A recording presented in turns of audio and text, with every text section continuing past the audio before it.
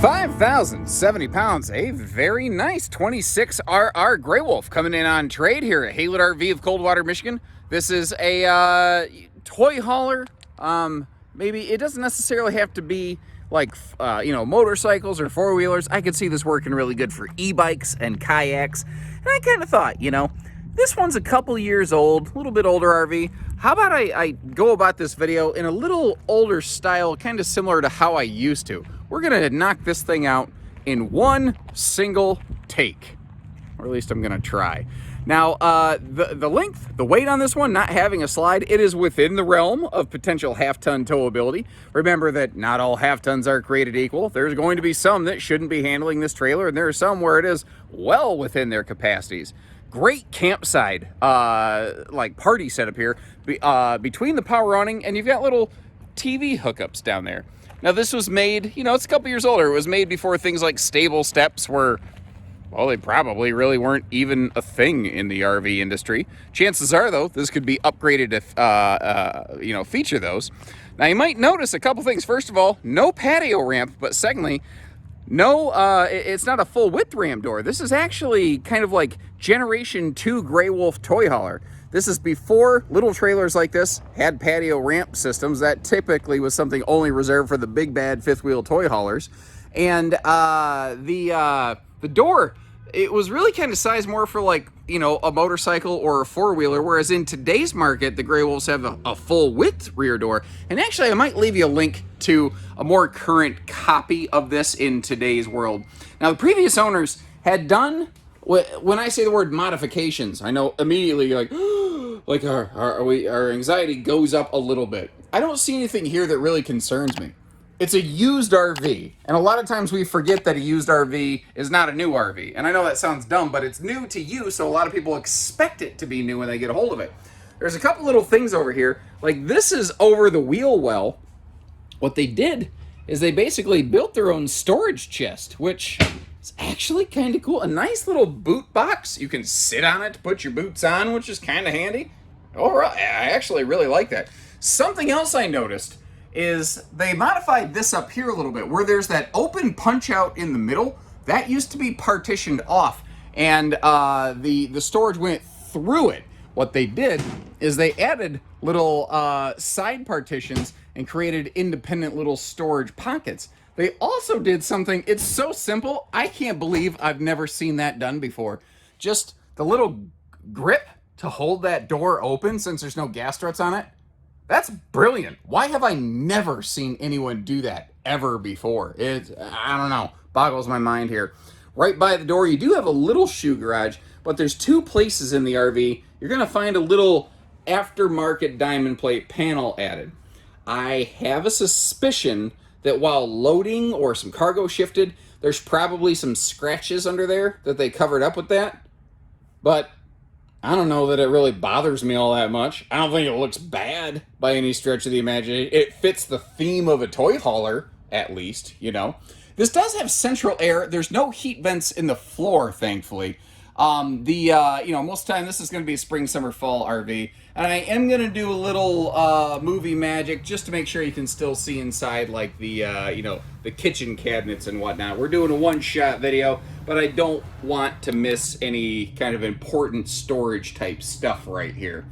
Up top, you've got that skylight with the shade. I have that drawn currently because I don't feel like giving my balding 5 head a suntan today. It gets enough of that organically.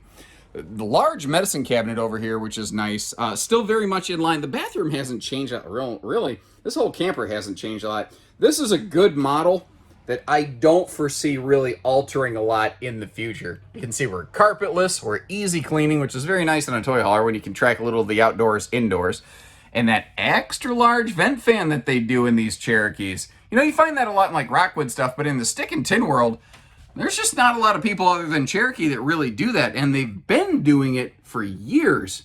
Good linen storage space, pretty fluffy, friendly bathroom arrangement as well. And in here in the bedroom, this originally had a Camp Queen. That is not the original mattress, and this is a true queen bed. Now, that means that it gets pretty bossy in here, like my daughter.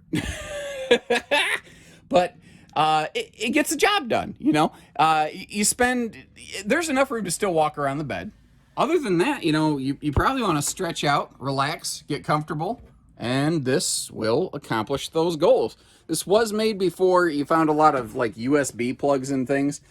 In today's world, that window would open for airflow. At the time this was built, it did not. And as we work our way back here to kind of cruise our way through the other direction, I want to mention this is a 6.5 foot interior. When you hear toy hauler, the dimensions, the feel, the size of the RV doesn't always translate well to a two-dimensional video like this, even as much as I try to move around to give you a sense of space. It's only 6.5 foot tall. It's a standard 8-foot body camper. It's not I call it a true toy hauler. It's what I call a crossover. It's good for like four-wheelers or kayaks, e-bikes, like I said, a motorcycle or two, something like that. It's not going to be like a big side-by-side hauler. Now, as you see, that bench in the back can fold down into a sleeper. Those benches also can fold against the wall to get totally out of the way. And as you're seeing right here, you do have a like roll-down, sectionalized sort of tent screen wall. So if you don't want to let all the bugs in, but you want to get some fresh air, you can do that too. The roof is walkable. The floor is plywood. Work our way back down here around the door side. In case I missed something, I feel like I did. Like they added the little leveler indicators there in that rear corner, which is kind of handy. The door is anti-slam. I think I mentioned that. I don't know. Like I said, I'm out of my normal routine. We're doing it live over here.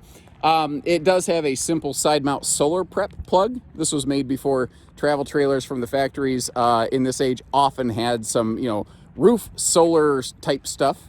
The skin and the decals overall look pretty good. The nose looks like maybe it's a little bit sun-kissed, but it's got a couple years on it. It doesn't look bad. I don't see any severe oxidation or anything like that. Nice thing that I noticed over here is right above the sewer station, you have both a black tank flush and an outside utility shower.